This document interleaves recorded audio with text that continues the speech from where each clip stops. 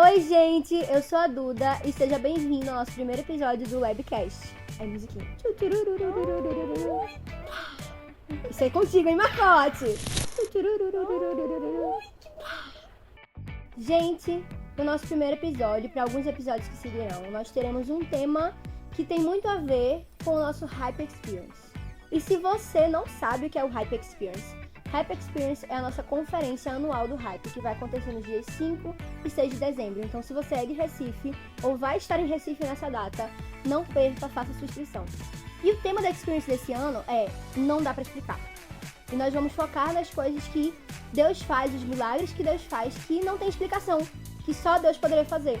E para isso, a gente quer ouvir alguns testemunhos que, de fato, não dão pra explicar. E para esse primeiro episódio super especial, a gente trouxe alguém que é daqui da nossa casa, que a gente conhece muito de perto, que a gente ama, que é Bruna Holanda. Oi, gente! Me chamo Bruna, tenho 25 anos e sirvo aqui na nossa casa, no Hype Uni, nosso Ministério de Jovens de 18 a 24 anos. E, gente, Bruna, ela tá na igreja há mais tempo do que o próprio pastor. Ela construiu essas paredes, não, brincadeira. Sim. Mas ela tá, de fato, há muito tempo aqui. Ela já viveu muitas coisas aqui, já testemunhou muitas coisas. E a gente tá aqui hoje pra ouvir um pouquinho disso. E aí eu quero começar perguntando o básico. Então, como era a Bruna antes de Jesus entrar na vida dela? O que aconteceu aí? Quem que era a Bruna?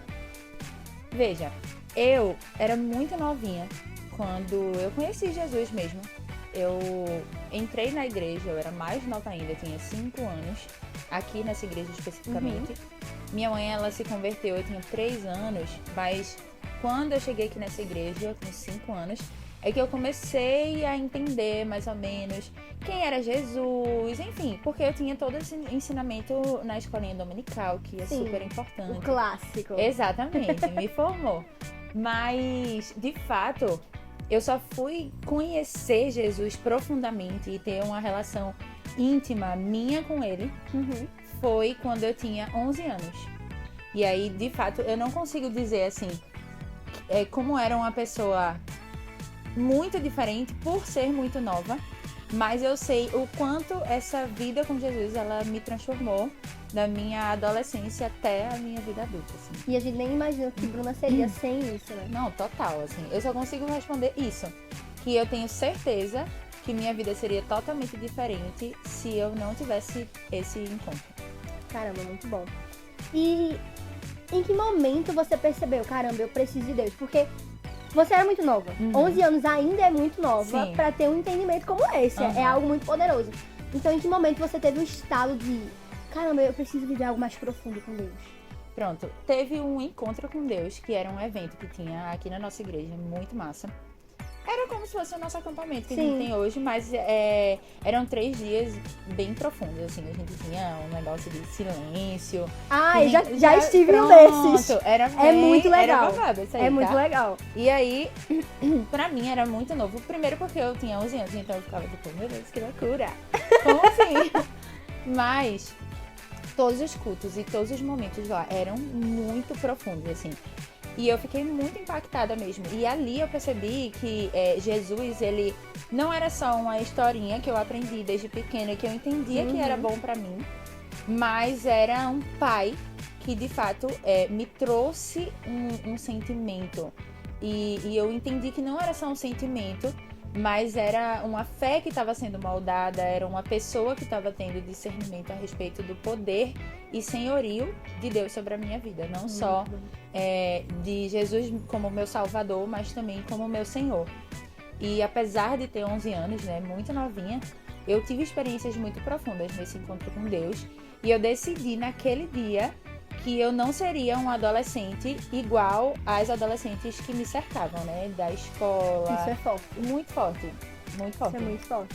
Porque eu considero muito nova, né? Com 11 anos, mas o quão foi importante esse momento do encontro com Deus, porque moldou, de fato, esse pensamento e eu entendi que eu podia ser uma adolescente diferente e o quanto Deus, ele fazia parte dessa minha escolha. E essa é uma idade em que você tá muito querendo fazer parte dos grupos. Então essa decisão de eu vou voluntariamente me distanciar de tudo aquilo que eles acreditam. Total. é algo muito inovador, assim, pra uma Sim. pessoa de 11 anos. Com certeza. É literalmente se arriscar e dizer, vou ser excluída, talvez. Não, e foi muito ousado mesmo, porque, de fato, é científico, né? A ideia de que durante o processo de formação da criança e do adolescente, tem vários estudiosos que falam que a adolescência é um período em que ele precisa fazer parte de um grupo. Uhum. E naquela época, na nossa igreja, não tinham muitos adolescentes. Eram mais jovens, grandes, e eu queria fazer parte dos grandes. Mas mesmo assim eu entendia que eu queria ser diferente, não para entrar em um grupo de adolescentes, porque nem tinha na nossa igreja. Sim. Era porque, de fato, aquilo tinha me impactado. Então, não foi algo motivado por isso, e por isso foi ousado, porque eu pensei justamente que esse grupo a que eu pertencia na escola, enfim, eu seria diferente, e talvez isso seria complicado, e foi. Caramba, muito bom, muito bom. E sabemos que tem uma história, sabemos não, eu sei, que tem uma história ali meio complexa em relação aos teus pais nesse período. E aí me conta um pouquinho sobre isso. Então, eu cheguei na igreja aqui, né, com 5 anos, e foi no período de separação dos meus pais.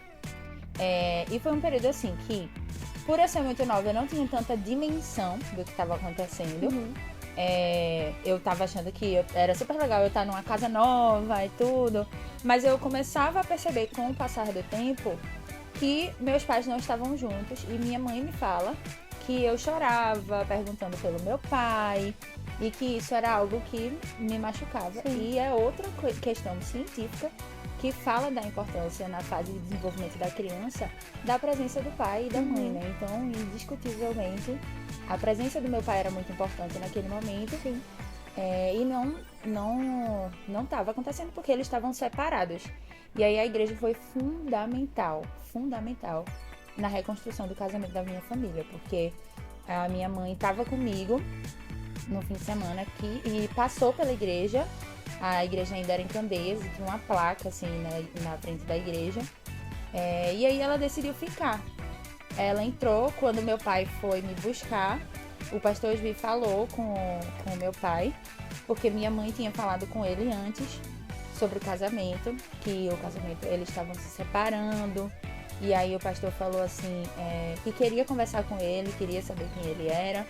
E aí quando ele foi lá na igreja, no carro, o pastor foi lá, conversou com ele. Nem conhecia direito. E ele falou assim, minha mãe falou assim, é porque o amor acabou. Aí o pastor Osvi falou, mas você nem sabe o que é o amor. Caramba. Exatamente. E aí ela realmente não sabia o que era o amor. Quando ela se converteu e ela viu quem era Jesus e ela aceitou o Senhor como um Senhor e Salvador de fato, ela já tinha se convertido antes, mas ela não estava ainda com a profundidade e passou a conhecer esse amor. E aí essa conversa que ele teve com meu pai foi fundamental para restaurar o casamento deles. E hoje o meu pai, ele veio nesse dia, né, no caso, ele começou a frequentar a igreja, a buscar dar chance a isso, também se converteu. Meus pais não são mais separados, eles estão juntos, estão Amém. casados e servem na igreja, já lideraram GC, enfim, a nossa igreja de fato, hoje eu e minha casa servimos ao Senhor. Você é a prova viva disso. Sim. E é nítido o amor que a tua família tem por essa Muito, casa muito. e pelos nossos pastores. E, obviamente, está explicado por quê. Total. E, caramba, a gente já passou por muitos tópicos legais. A gente falou sobre a importância que os grupos são para adolescência. E que Sim. isso, pra mim, é muito reflexo de quem nós somos criados para ser, né? Total. O ser humano, ele tem a necessidade de estar em comunidade porque Deus ama estar em comunidade. Então, é o reflexo da nossa verdadeira natureza. A gente falou de paternidade.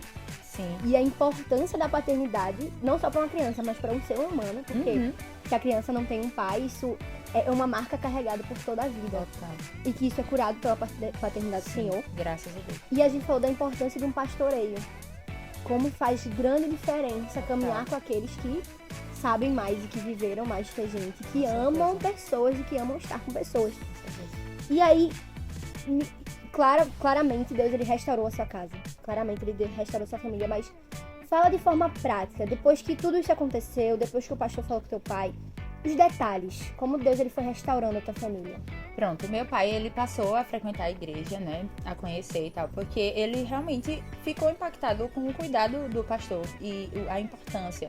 Tanto que tu falou, minha família até hoje tem muita gratidão pela igreja. Sempre que acontece alguma coisa na igreja, que, enfim, sabe que o pessoal tá saindo por algum motivo, tá reclamando, tá lá o quê? Sempre tem isso, né, em toda igreja. Em toda igreja. E aí a gente sempre fica indignada, assim, porque a gente tem na nossa mente que a igreja, ela é uma aliança. A gente faz parte de uma família. É fidelidade. É fidelidade. Então, tipo assim, tal qual na família, também tem problemas, também vão ter pessoas que vão se ferir umas com as outras. Sim. Mas é uma aliança, é uma família. Então, existe lealdade e a gente tem muito respeito pela história da nossa igreja, respeito pelo que os nossos pastores construíram e pelo impacto direto que o Senhor teve através da vida deles com a nossa família. Então, esse cuidado do pastor foi fundamental, esse direcionamento de mostrar esse amor que minha mãe não conhecia. E aí, a gente fala que a colinha do casamento foi o nascimento da minha irmã, que foi resposta de oração. Eu orei muito, porque o que eu percebi, né? Eu percebi que meus pais estavam voltando a estar juntos, enfim. Ainda que de uma maneira muito, como eu posso dizer, ingênua, porque eu não tinha dimensão. Mas aí eu orava fervorosamente, com 7 anos de idade, 6, 7 anos de idade, pra ter uma irmã menina. E aí eu orava. E aí, logo depois desse período que meus pais voltaram e começaram a frequentar a igreja, as células, né, que na época se chamava assim, mas são os G6, e fortalecendo mesmo a aliança do casamento e a aliança com o Senhor, depois de meu pai ter se convertido, veio o nascimento da minha irmã, que minha mãe diz que foi a colinha do casamento, e veio também como um milagre, uma resposta do Senhor para minha oração. Amém. E como foi a chegada da Sophie? E o impacto, porque assim, a gente às vezes pensa, e com o olhar adulto já, né, que a oração da criança ela é besta. Nossa. Ela é algo pequeno, mas o Senhor valoriza tanto esses pedidos aparentemente ingênuos, sim, mas que era o plano do Senhor e que Ele te usou pra executar esse plano. Então, como foi pra você, enquanto criança, ver a tua oração sendo atendida e tua irmã chegando, assim? Com certeza, aquela passagem de que Jesus, ele ama as crianças e que o reino dos céus é das crianças, é muito real. Porque eu acho que é desse jeitinho, assim. Minha mãe falava que eu tinha ligação direta. Ela ainda fala isso, que eu tinha ligação direta com o Senhor. Ela disse, Bubu, ora aí sobre isso, porque tu tem ligação direta. Desde esse dia do nascimento da minha irmã, porque eu fazia orações específicas, muito genuínas, e o Senhor respondeu. Então, o nascimento da minha irmã, ele veio como, de fato, um milagre. E eu, criança, percebi isso. Eu ficava, caramba! Porque também eu não tinha noção da questão física, né? Do nascimento e tal. De que meus pais fizeram o trabalho deles fizeram aqui na Terra. Então, pra mim, era um full milagre mesmo. Não era só o sexo da criança que foi um milagre, porque eu pedi por uma irmã menina e tal. Eu tenho o meu irmão mais velho, que ele é muito importante pra mim. A gente sempre foi muito grudado, assim, assistia vários filmes da Disney e tal. Tem uma infância marcada por várias brincadeiras, tudo. Mas eu queria muito ter uma irmãzinha menina. Sim. E aí, quando o Senhor mandou, eu achei muito específico. Eu falei, cara, o Senhor, ele mandou porque eu orei. Ele é o meu brother. E aí eu lembro que no dia da ultrassom, minha mãe me levou, porque ela sabia que eu queria muito e orava por isso.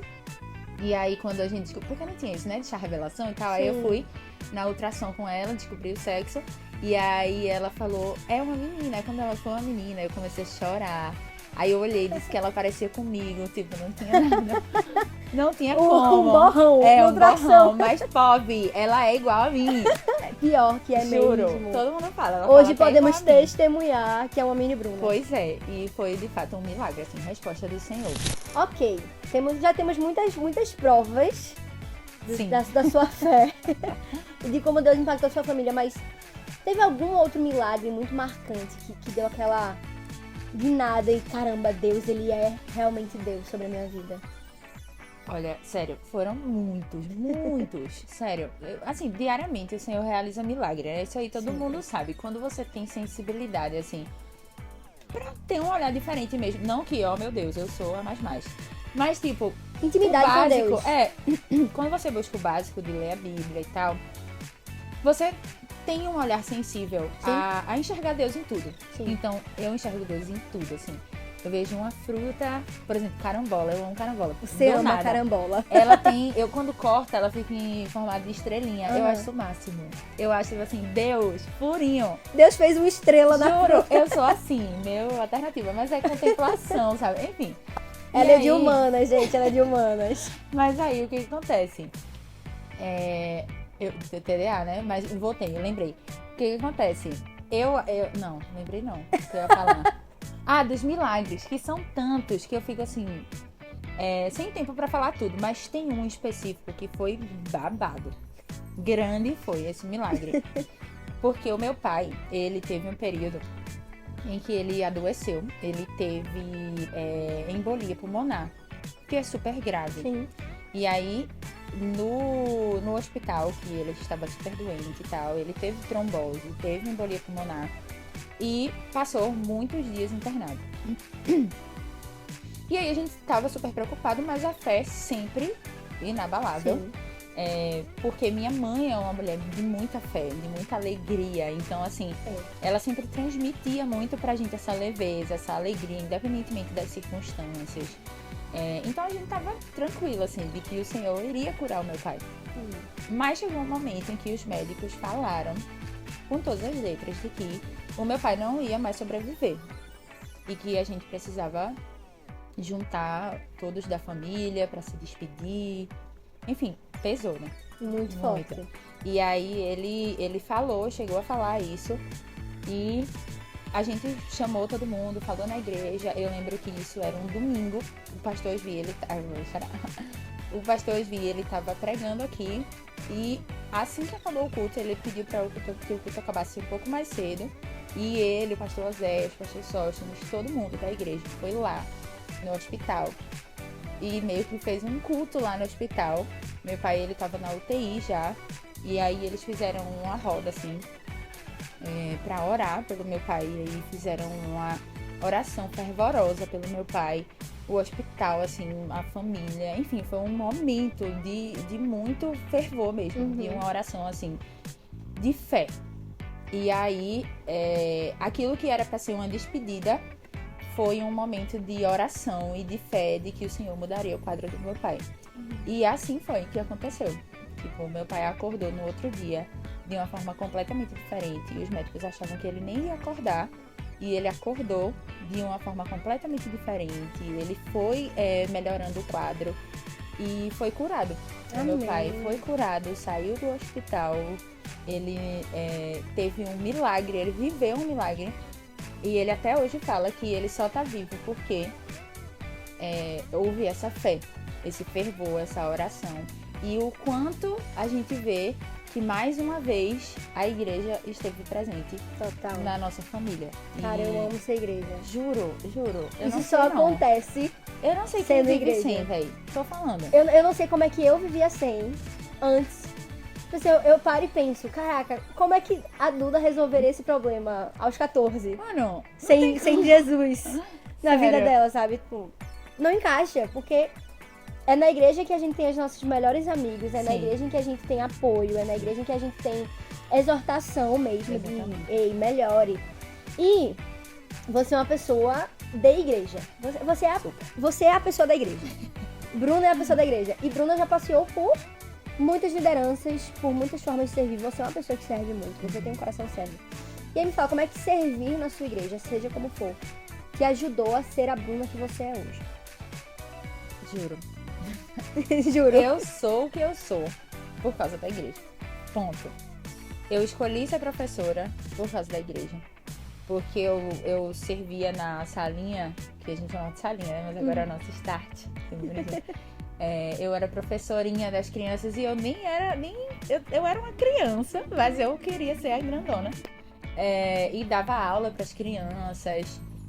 E isso me moldou comuniquei aqui na igreja por muito tempo, então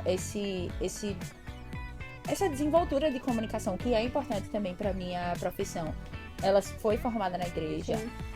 A questão da liderança foi formada na igreja.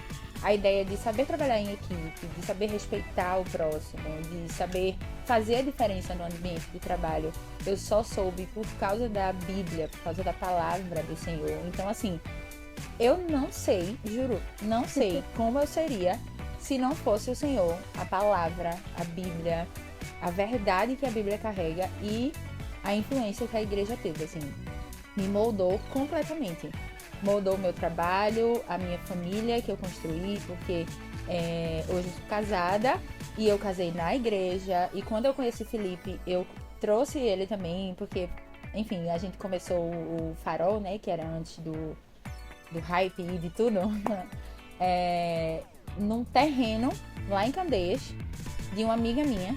Como eu te falei, não tinham adolescentes lá, Sim. né, só tinha jovens grandões. Que era meu irmão, Lucas, Gabriel, Bia, eram tipo os filhos de pastores, meu irmão, aí eram os grandões, filha de mana, enfim. E tu? E eu. E aí eu falei, véi, eu vou começar a chamar minhas amigas. E aí comecei a chamar minhas amigas que eram da minha idade. O Felipe fazia parte desse meu grupo de amigos, aí chamei ele, chamei o primo dele. Enfim, fui chamando vários amiguinhos. E a gente começou o Farol Teens num terreno lá em Candeias. Fazendo esses encontros semanais que começaram a se tornar células, e aí começou a crescer, e aí o Lucas veio para a liderança, que antes era uma outra pessoa lá da igreja. E aí a gente cresceu, de repente, vários adolescentes chegando, e Farol Teens, e aí lotando a igreja, e as coisas acontecendo. E toda vez que o pastor fala da história, eu choro, me emociono, porque eu percebo que eu só fiz isso de chamar meus amigos e tal, porque eu sabia que aquilo era importante pra mim, aquilo estava me transformando. Sim. Eu era um adolescente diferente, aquilo estava fazendo diferença na minha família, e outras pessoas também precisavam viver. E era tão genuíno que nem tinha esse negócio de liderança, de grupo e nada, tipo, eu não visualizava nada disso, eu jamais imaginaria que a gente chegasse onde chegamos. Foi simplesmente porque eu queria que outras pessoas vivessem o que eu vivia. E eu acho que é isso que a gente tem que levar até hoje, assim. O evangelho de uma maneira pura e simples mesmo. Tipo, isso me transformou a minha família, e outras pessoas precisam ser transformadas. E ter essa pureza de dizer, não importa como eu sirvo, eu só quero servir. Não importa o que eu faça, eu só quero fazer. Porque, Exatamente. caramba, vocês começaram com 8, 10 pessoas. Pois é. E hoje a gente faz acampamentos com mais de 300 pessoas. A gente faz conferências anuais. Sim, Isso se tornou algo grande é verdade. e que a Bruna daquela época provavelmente nunca imaginaria que se tornaria algo nessa proporção. Nosso primeiro acampamento, gente, grande foi. Eu ficava, meu Deus, que legal, numa casinha lá em Serrambi. E eram pouquíssimas pessoas, e a gente... Aliás, teve o primeiro mesmo que a gente se juntou com o pessoal de outra igreja, que foi bem grandão e tal. A gente ficou, caramba, que massa, vamos fazer. Eu nunca imaginaria, nunca. E hoje a gente vê as pessoas do hype casando, Não é? já tendo filhos. Pois é. E isso é bizarro. É muito Isso é muito bizarro. doido. A galera que a gente via puxando tribo e dando estudo de GC, hoje noivando. Não Isso é? é surreal. Mas é, de novo, ser igreja, né? Total. Passar por todas as fases da vida juntos. Com Isso é certeza, muito com especial. E... Tá, pra encerrar. Olhando pra tua história, pra tudo que Deus já fez, foi muita coisa. Glória a Deus por isso. O que mais você aprendeu, assim, princípio maior que você ensinaria pra essa geração, que você diria pra essa geração, que Deus te ensinou? Caramba, essa é fogo, difícil. É forte, né? Porque simplesmente tudo. Tudo que eu Vivam sou... com Deus. Sim. Esse foi o podcast. Tudo que eu sou, tudo que eu aprendi, tudo foi pela palavra, assim, pelo direcionamento da minha família, da igreja, enfim. É muito difícil de resumir em um só. Mas eu acho que o principal, não sei, muito forte dizer o principal, mas eu acho que o que ajuda a gente seguir, porque nós estamos num mundo muito doido, assim, né? Muito dividido, com muitas discussões, com gerações muito diferentes umas Sim. das outras, com a influência de uma pandemia, a influência do digital. Enfim, ninguém se entende direito, a gente tenta entender a geração e aí de repente já mudou muito Tudo rápido. muito acelerado. Nossa, Então eu acho que o principal é a gente ser leal à verdade do Senhor. Porque ela não muda. Independentemente da mudança de geração, de pandemia, de digital, a verdade do Senhor, ela é imutável. Mas a gente precisa ter uma mentalidade assim como a palavra, Sim, imutável, baseada na palavra do Senhor. Precisa ser dessa forma. Sim. Porque senão a gente vai se moldar aos padrões do mundo. Total. E a gente não pode, a gente tem que permanecer leal ao que o Senhor nos disse que nós somos, a Exatamente. quem Ele diz que Ele quer que a gente seja, até que Ele volte em nome de Exatamente. Jesus. Esses dias uma amiga minha tava me perguntando: como é orar, hein? Como é fazer jejum e tal? Eu percebi que ela tava interessada em querer saber tudo. O crente já e fica aí, assim, opa! E aí eu conversei com ela, mandei vários áudios e tal. E aí ela falou, tá, é massa, eu tô ouvindo louvor, tô ouvindo podcast. Eu só não li a Bíblia ainda. Eu falei, mulher. O principal. Aí eu falei, amiga, você tem que ler a Bíblia, porque massa que você tá ouvindo podcast, massa que você tá lendo outros livros, ouvindo louvores, isso é muito positivo. Mas nada substitui a palavra. Então, eu acho que é isso.